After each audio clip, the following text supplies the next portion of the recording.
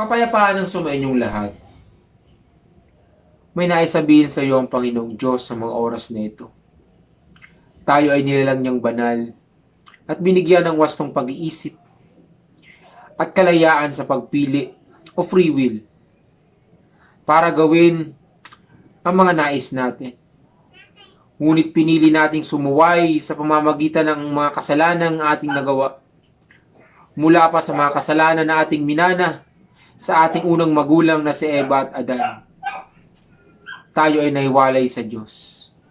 Ngunit may isang paraan lamang para sa suliranin natin ng ating pagkakahiwalay.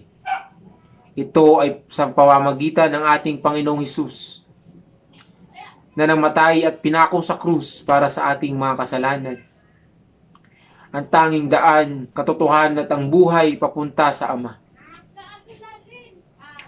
Meron ka pa bang ibang dahilan para hindi tanggapin ng Panginoong Hesus sa mga oras na ito?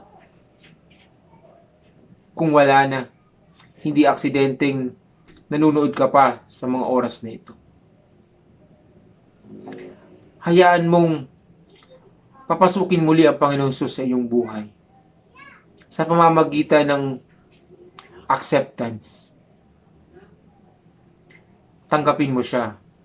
Sinabi sa Biblia, sa Roma 3 verse 23 na, "For all have sinned and fall short of the glory of God."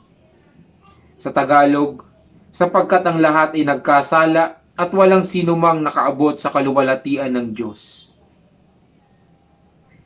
Sinabi rin sa Romans 6 verse 23, "For all the wages of sin is death, but the gift of God is eternal life in Christ Jesus our Lord." Sapagkat kamatayan ang kabayaran ng kasalanan, ngunit ang walang bayad na kaloob ng Diyos ay buhay na walang hanggan sa pamamagitan ni Kristo Jesus na ating Panginoon. Believe. Maniwala ka. Bible says on Acts 16 verse 31, they replied, "Believe in the Lord Jesus, and you will be saved, you and your household." Sa Tagalog, sumagot naman sila, "Sumampalataya ka sa Panginoong Hesus, at maliligtas ikaw at ang iyong sambayan." Confess. Bible says that if you confess with your mouth Jesus is Lord and believe in your heart that God raised Him from the dead, you will be saved. For it is your heart that you believe and are justified, and it is with your mouth that you confess and are saved.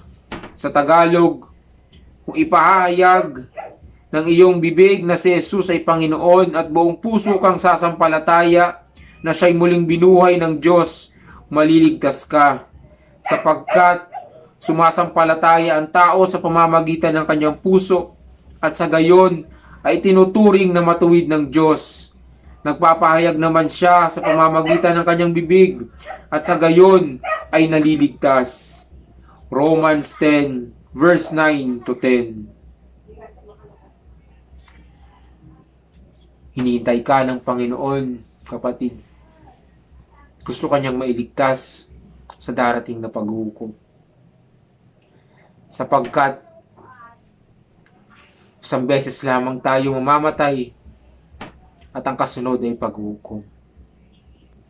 For God so loved the world that He gave His one and only Son, that whoever believes in Him shall not perish, but have eternal life. For God did not send His Son into the world to condemn the world, but to save the world through Him. John 3, verse 16 to 17. Ganon tayo kamahal ng ating Amang Diyos, na ibinigay niya ang kanyang bugtong na anak para tayo maligtas. Sinasabi ngayon sa iyo ng Diyos, kapatid, hindi itong mundong to ang iyong tahanan. Merong naghihintay sa iyong langit na ating tahanan pag tayo nagkaroon ng buhay na walang hanggan sa pamamagitan lamang ng ating Panginoong Hesus. Salvation is today, is now, or never. Mag-decide ka na ngayon, kapatid, pagkat hindi sigurado ang kinabukasan. Mahal ka ng ating Panginoong Diyos. At kung handa ka nang tanggapin siya, sumunod ka lamang sa maikling panalangin ng pagtanggap. Panginoon, inaamin kong ako'y makasalanan at kailangan ko po ang inyong pagpapatawad. Naniniwala ako na si Kristo'y namatay para sa akin bilang kabayaran sa aking kasalanan. Nakahanda po akong tumalikod sa aking mga kasalanan. Inaanyayaan kita, Panginoong Hesus, na pumasok sa aking puso at buhay bilang sariling tagapagligtas. Nakahanda po ako sa tulong niyo na sumunod kay Kristo bilang Panginoon ng aking buhay. Amen.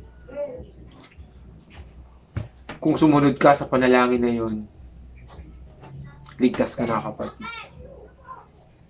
Huwag ka na muling magkasala at mamuhay ng may kabanalan kasama ang Panginoong Hesus. Magdasal ka lagi. Shalom.